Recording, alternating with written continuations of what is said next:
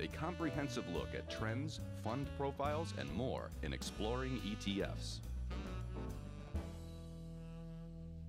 Let's see what lies ahead now for gold ETFs with our ETF Research Director, Nina Mishra, who joins me. Gold is over $1,300 an ounce, or yes. right there? Yeah.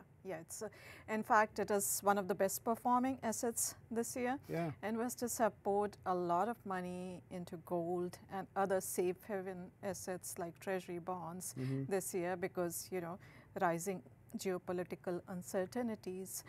In fact, gold touched its 9-month high after North Korea launched a missile over Japan. Yeah. And it is now up more than 13% this year, and it crossed the critical level of 1,300 a few days back.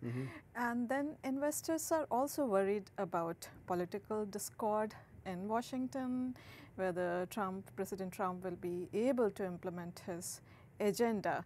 And then inflation continues to be low.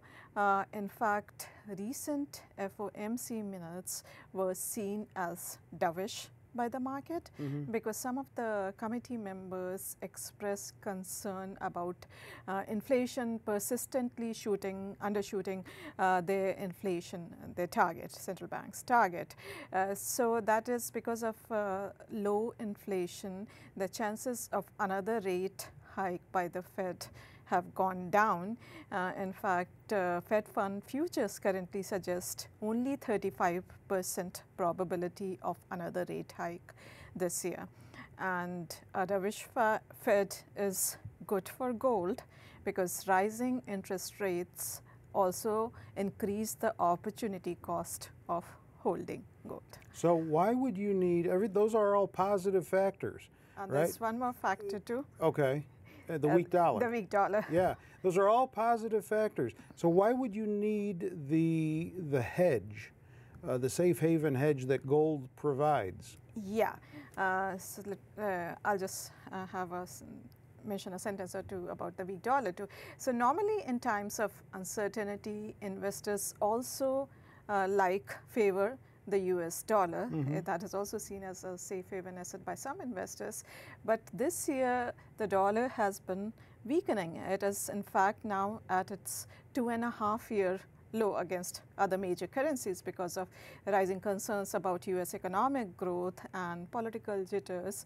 On the other hand, euro has surged against the dollar because political risks in the eurozone have subsided and economic growth is picking up over there. And a weak dollar is also good for gold because gold normally moves inversely to the dollar. Right. So that may provide the one reason. Yes. For the necessity of the hedge. Yes. So again, going back to North Korea, saber rattling by North Korea continues, and there are rising tensions in the Middle East region too.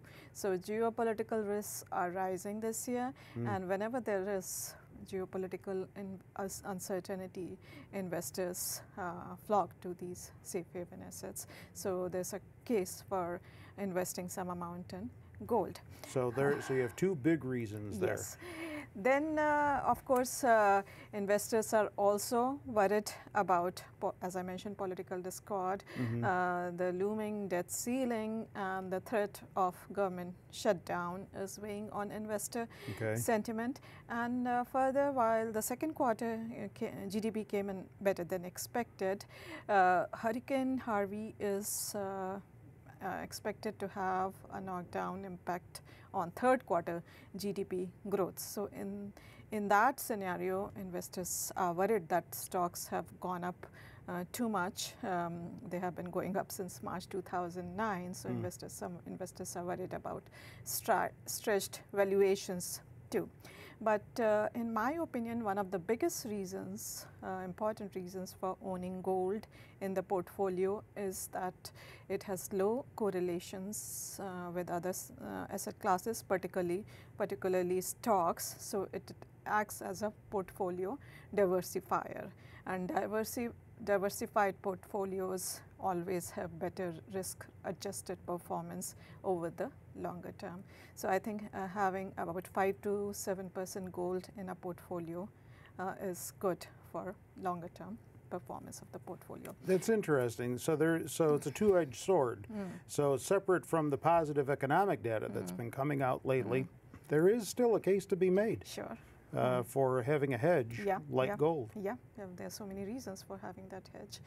And instead of owning physical gold, I think ETFs provide a very convenient and low cost of owning gold in the portfolio. Let's take a look at a couple here. You've got a couple that you brought with you, as you always do. Yeah. So the first one by Spider Gold Trust, the ticker is GLD. It is the most popular gold ETF with 34.6 billion in assets under management. It has an expense ratio of 40 basis points.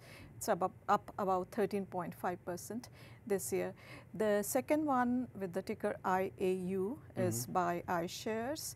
It's not as popular as GLD. It has 9.3 billion in assets under management, but it is actually cheaper. It charges just 25 basis points for annual fee.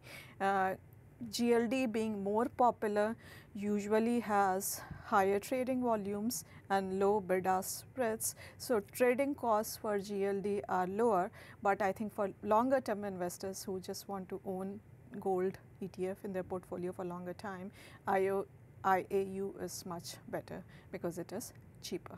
So how does this all stack up here against, how do they compare against each other? So as I mentioned, it's up, gold is up 13.5% this year, but on this chart I have seen I have shown the 1 month performance versus the S&P 500 ETF, which has gone down over the past month because of all the uncertainty, while gold has surged, particularly after tensions with North Korea rose. All right. Do you own either of these? No. I own gold, but not these. But not these. Okay. These. Thanks for that. It's an interesting situation going on. Yeah. In the meantime, if you want to find out more about ETFs, other types of ETFs, get on over to Zacks.com. That's our website. And all you need to do to get to the ETF section of the website is use the Funds tab in the top toolbar. With Nina, I'm Terry Ruffalo.